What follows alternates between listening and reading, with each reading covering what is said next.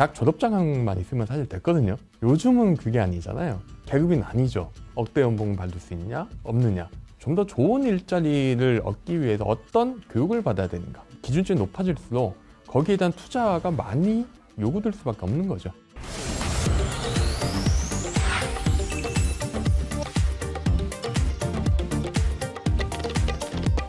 최근 날로 심각해지는 우리 사회 문제 하나를 꼽으라면 바로 양극화, 격차 확대 아닌가 싶습니다. 세습 중산층 사회라는 책이 출간돼서 아주 반향을 일으켰는데요. 오늘 그 책을 쓰신 조기동 작가 이 자리에 직접 모시고 얘기 나눠보도록 하겠습니다. 반갑습니다. 아, 네. 안녕하십니까. 불러주셔서 감사합니다. 이 중산층의 세습화라는 얘기를 처음 들었을 때 상당히 저도 놀랍고 그리고 나도 그런 거 아닌가라는 우리 아이들한테 그런 거 아닌가 이런 생각도 좀 갖고 그랬는데 이 책을 쓰신 계기가 있을 것 같아요. 네. 한 2019년 여름쯤에 아시는 분이 일하던 곳에서 20대 문제를 가지고 좀 일을 해야 되는데 20대를 가지고 일을 해야 되는데 그냥 세대론만 가지고는 도저히 뭔가를 할 수가 없으니까 좀 귀동씨 용돈 좀 벌어보지 않을래요? 이래서 사실은 2019년에 보고서 같은 걸 쓴 게 시작이었고요. 그때 제가 이야기한 개념들이 여기 다 들어있었습니다. 20대에는 불평등을 봐야 되고 불평등과 격차가 20대 현상에 뭐 젠더부터 시작해가지고 여러 조국 사태에 나타난 대학생들의 반응이라든가 여러 현상을 보여주는 키워드다. 이렇게 썼는데 역시 좀 약간 기성세대 분들이 좀 시큰둥하거나 약간 불편한 내용이어서 불편했죠. 예, 시큰둥하기보다는 불편한. 뭔가 좀 상당히 쇼킹한데 좀 불편하게 받아들였을 것 같은데요. 좀 그래서 조국 사태도 있고 이래저래 이슈가 되니까 책을 내는 게 좋겠다. 그래서 그 내게 시점이 됐습니다. 또 이제 조국 사태로 한참 시끄러워지고 막 그런 시점에 책이 나왔어요. 네. 그리고 또 책에도 언급했는데 거기 흥미로운 것이 20대를 하나로 뭉뚱그려서 기성세대는 20대는 이렇게 해야 된다 뭐 얘기를 하지만은 조국 사태의 반응이 한쪽에서는 분노고 한쪽에서는 냉소였다 이런 그렇죠. 표현이 아주 인상적인데 그거 간단히 좀 얘기를 해주시죠. 네. 2019년 9월에 이제 조국 법무부 장관, 전 법무부 장관의 여러 가지 의혹 중에서 핵심이 자녀 교육. 그렇죠. 자녀를 의사를 만들려고 하거나 또는 많이 주목은 안 받지만 이제 변호사 로스쿨에 입학시키려고 스펙을 조작하는 행위를 했죠. 그게 법원에서도 이제 실형을 선고받았으니까. 그런 문제가 터졌을 때 이제 대학생들이 반발을 하는데 이른바 청년들이 근데 굉장히 재밌는 게 연세대나 고려대 이런 명문대에서는 집회를 합니다. 그리고 인터넷 커뮤니티에서도 반응이 굉장히 뜨거웠습니다. 이게 저게 뭐냐 이런 거였는데 되게 재밌는 거는 이제 거기서 인서울 명문대 이른바 서영고 서성한 중경외시 밖에 있는 다른 학교들에서는 굉장히 반응이 없었고 별로 그냥 반응이 나타나지 않았던 것 네, 같아요. 나타나지 않았고 집회도 없고 오히려 그 현상을 취재한 언론에 따르면은 학생들의 반응 공통적으로 굉장히 냉소적인 관심 없다. 관심 없다는 나하고 직접적인 연관 없다. 뭐 이런 거죠. 그러니까 뭔가 20대들은 공정의 버튼이 눌린다는데 공정하지 않은 일에 굉장히 화를 낸다는데 본인들이 신경 쓴 공정의 대상에서도 이제 포함이 안 되는 거죠. 먹고 사는 문제들 본인의 인국공이 대표적이죠. 거기서는 20대 여성들도 공정하지 않다고 분노를 터뜨리는데 그런 문제라는 게 첫 번째고 두 번째는 결국 조국 전 장관의 입시 의혹 자신이 그 리그에 끼지 못한다고 생각하는 사람들이 굉장히 많다는 건 20대들이. 그러면은 거기에 낄 수 있는 사람들은 어떤 사람들이냐? 결국은 나와는 다른, 나의 부모와는 다른 뭔가 학력과 경제력과 정보를 갖춘 대기업 정규직이나 전문직의 자녀만 낄 수 있는 리그고 거기서부터 나는 배제됐어. 그렇기 때문에 나는 신경 쓰지 않아. 이런 반응을 보인다고 생각합니다. 이 세습 중산층 사회는 직접 파고 들어가서 20대의 불평등이 어디서 기인하는가를 천착한 것 같아요. 이 중산층이 세습화되는 그 원인은 어디 있다고 보십니까? 일단 한국 경제가 선진국이 되었기 때문이라고 우리 생각합니다. 경제가 한마디로 요약을 하면은 첫 번째는 예전처럼 성장률이 높지 않고 그렇죠. 성장률은 뚝 떨어졌고. 성장이 뚝 떨어지면 결국은 이거는 계층 상승할 수 있는 기회의 문이 점점 좁아진다는 이야기 아니겠습니까? 이게 첫 번째 원인이고, 두 번째는 결국 부모 세대의 격차가 자녀 세대로 이전을 하게 되는데 60년대생이 학교를 가고 갈 때 대학이 늘어났고 그분들이 취직을 할 때 대기업이 생겨납니다. 그러면서 나타나는 대기업 사무직, 엔지니어, 전문직, 그리고 어떤 새로운 산업들, 이런 산업들에 취업을 하는 부모들이 이제 한국 경제가 이제 선진국에 진입하기 시작했을 때, 내지는 중진국에서 벗어나기 시작했을 때 발생한 것이죠. 그 격차가 그대로 이제 자녀 세대로 이어진다고 생각을 하고요. 세 번째로는 결국 오늘날의 어떤 그 경제에서 좀 더 좋은 일자리를 얻기 위해서 어떤 교육을 받아야 되는가. 예전보다 훨씬 더 많은 교육을 받아야 되고, 훨씬 더 전문화된 교육이 필요하고, 그리고 요구되는 기술, 스킬도 예전보다 굉장히 많이 늘었습니다.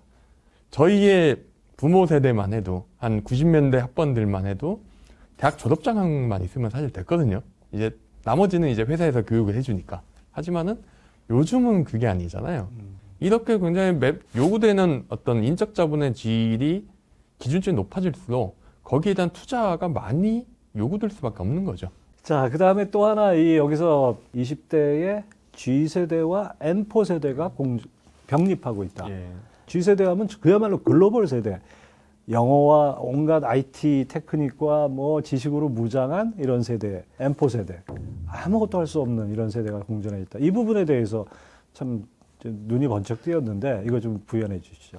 이 이야기는 이제 대기업 노동시장과 이제 중소기업 노동시장 내지는 비정규직 노동시장이 완전히 분리돼 있다는 이야기에서 시작을 하는데, 대기업에 들어가지 못하면은 한 거의 고만고만한 임금을 받는 노동시장에서 움직여야 되는데 그게 비율이 한 80에서 85% 정도 됩니다. 전체 취업자의. 이제 그 시장에서 움직일 수밖에 없는 사람들 같은 경우는 뭔가 삶을 개선할 수 있는 비전이 없는 거죠.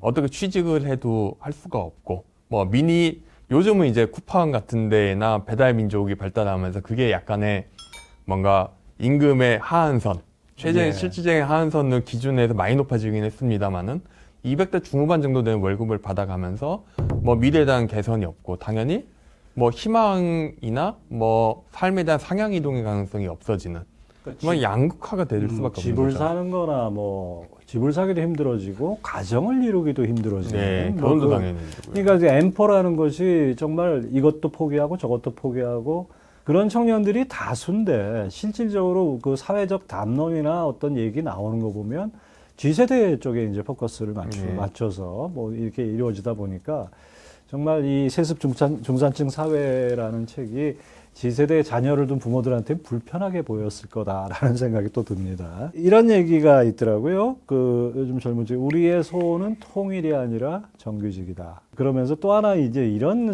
사례도 봤어요. 이건 어떻게 생각하시는지 모르겠는데, 한 대기업 노조에서 요구 사항이 인력 충원인데, 이유인즉슨 살인적인 노동 강도 때문에 이걸 완화해야 되기 때문에 인력 충원을 해야 된다.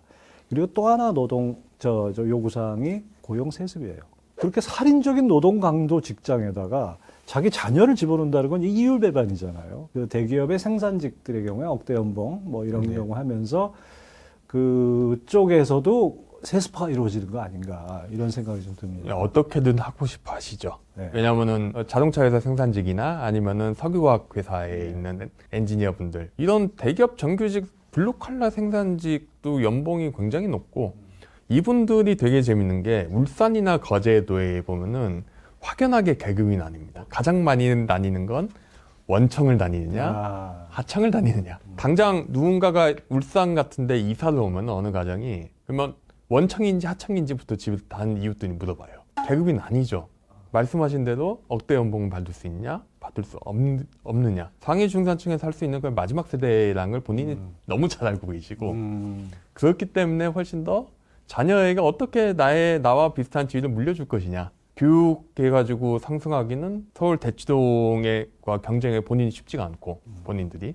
그렇다고 뭔가 자녀에게 고임금 블루칼러로 만들기는 현실적으로 어렵고, 그러면은 집단행동을 하자.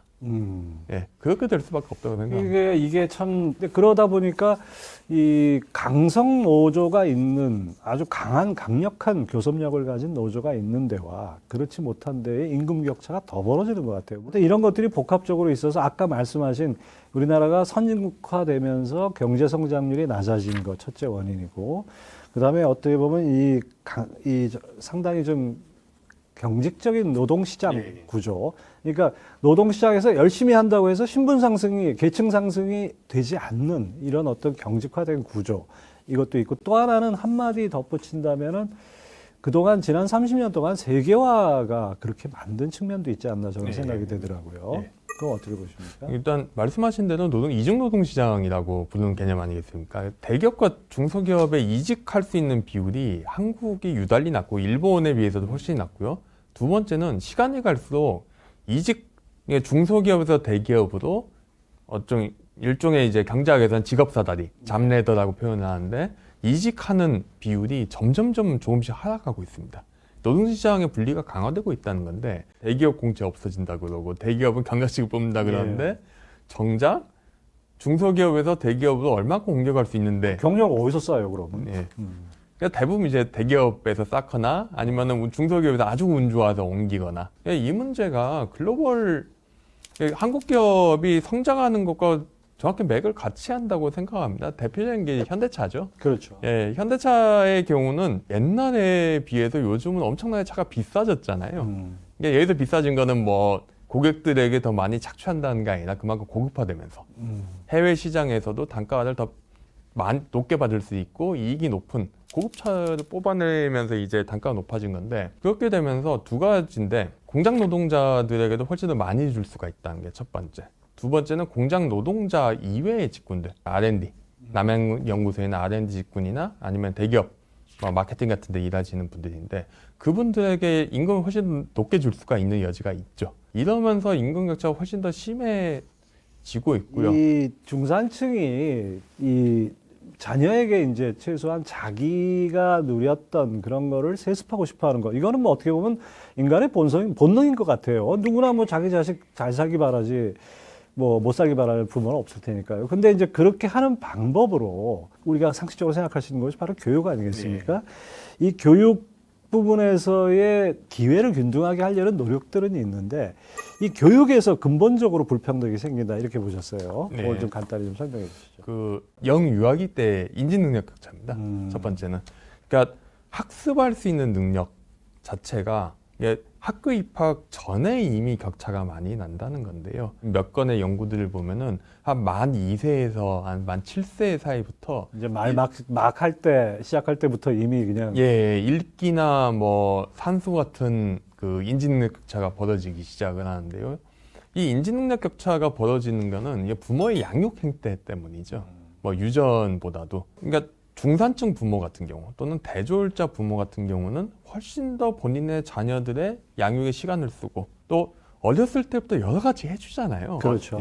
그러면서 이제 격차가 그게 재밌는 게, 이 서울대 황지수 교수가 한국인의 시간 사용 조사라는 게 통계청에 5년마다 합니다. 그걸 가지고 양육 시간의 변화를 이제 분석을 해봤어요. 그 부모 학력에 따라서. 되게 재밌는 게, 약간 2000년대, 90년대까지는 그래도 대졸자 부모가 약간 더 애를 많이 보는데, 2000년대부터 2010년까지 그 격차가 점점 커집니다. 그러면 양육 시간의 격차가 어떤 아웃풋의 격차가 나타나느냐. 요즘 초등학교 학력평가 결과 시도별로 실시하지 않고 동시 학력평가 실시도 안 하고 공개도 안 하니까 자료가 없는데, 2011년도가 마지막 이어서 그 자료를 보면은 양천구가 서울에서 가장 이 지역 간 빈부격차 심한 지역인데요. 목동에 있는 목동부터 해서 저 부천 경기에 있는 신월동까지 있죠. 목동에 있는 7개 초등학교는 거의 비슷하게 성적이 학업 성취도가 비슷합니다. 그리고 학업 성취도가 보통 미만인, 그러니까 학력 미달 학생들의 비율이 5%가 안 돼요. 그런데 그 보통 학력 이상의 비율이 목동에서 멀어질수록 낮아집니다. 그것도 정확히 집값하고 비슷하게 가요. 목동 학원가 밀집해 있고 예. 그 교육열이 높은 부모들이 몰려 있는 지역에서 멀어질수록 네. 동심원을 그리듯이 이게 예, 더 충격적인 거는 가장 외곽에는 신월동에 있는 학교들인데 거기에서는 보통 이상의 학생 비율이 한 3분의 2 정도밖에 안 됩니다. 학업 성취도 보통 이상의 네, 3분의 즉 3분의 1은 초등학교 때부터 학업 성취도가 보통 미만. 그냥 중학교 가면 결과는 뻔하죠.